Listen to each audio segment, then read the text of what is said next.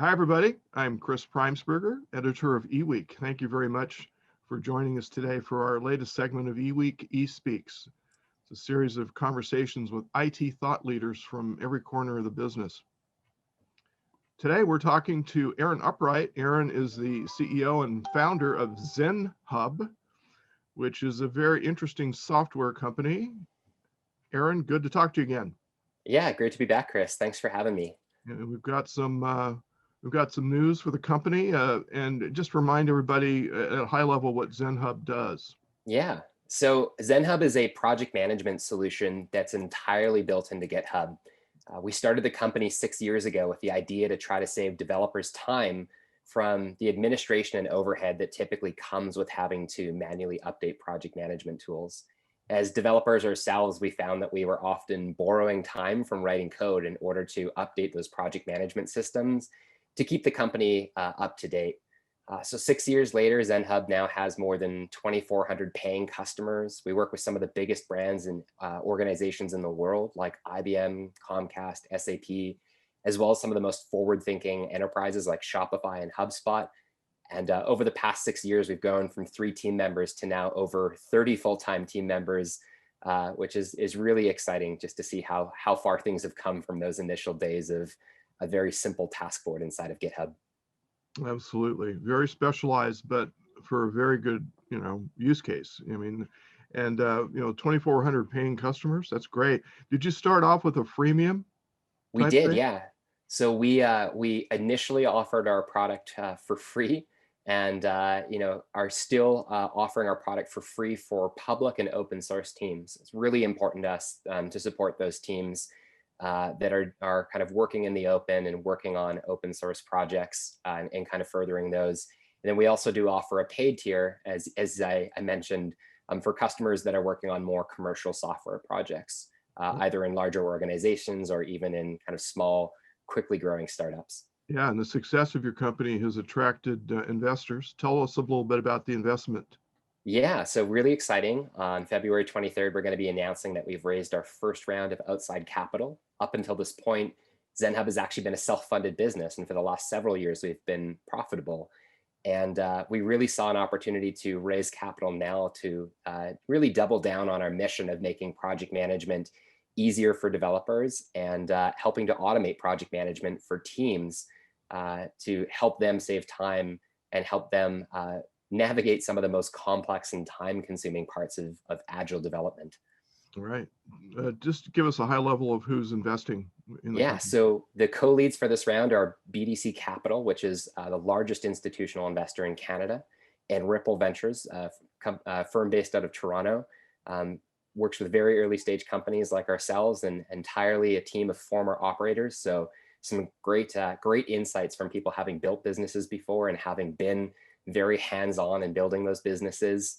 And then we also were able to bring on some great angel investors in this round. People like Adam Gross, who's the former CEO of Heroku and an expert in product-led growth.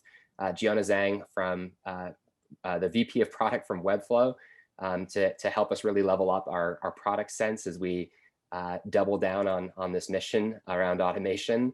And others like Bill Clarico, who's the former founder and CEO of WePay in the payment space that was later sold to JP Morgan Chase. So a ton of really value-added angels joining us on this round too. We're really excited to be able to work with them in addition to our co-leads, BDC and Ripple Ventures.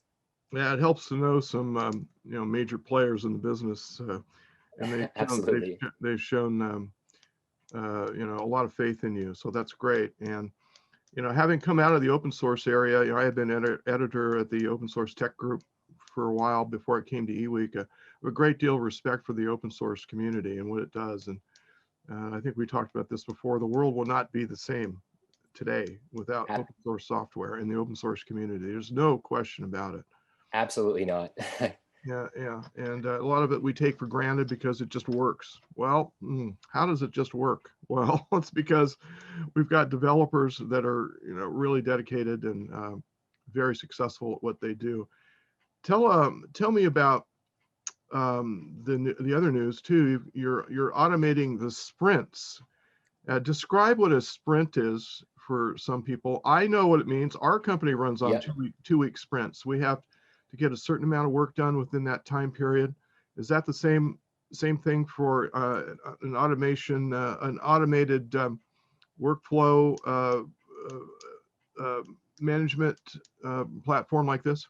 Yeah, it's very, very similar. And so a lot of development teams like yourselves work in 2-week or sometimes 3-week or 4-week increments. I Yeah, think 2-week is probably the most popular that we've come across. yeah, But essentially, we fix the scope of what we're going to be working on in those 2 weeks so that as a team, we have alignment and clarity in terms of what we're going to be working on and hopefully have prioritized the most important work so that what we're working on is value add to our customers.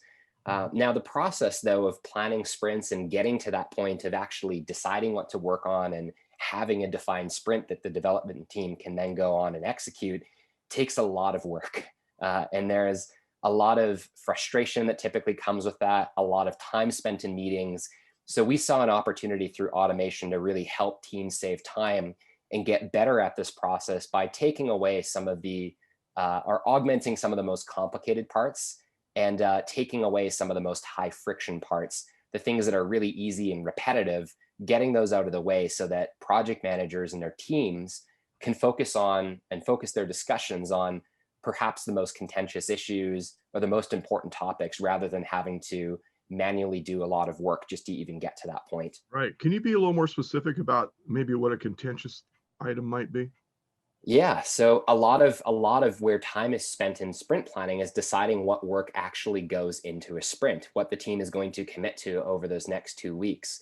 And a lot of that really comes down to having a refined backlog with issues that are estimated and have a clear user value and user stories written around them. But even so, with that in mind, it can still take teams a lot of time to actually form this sprint.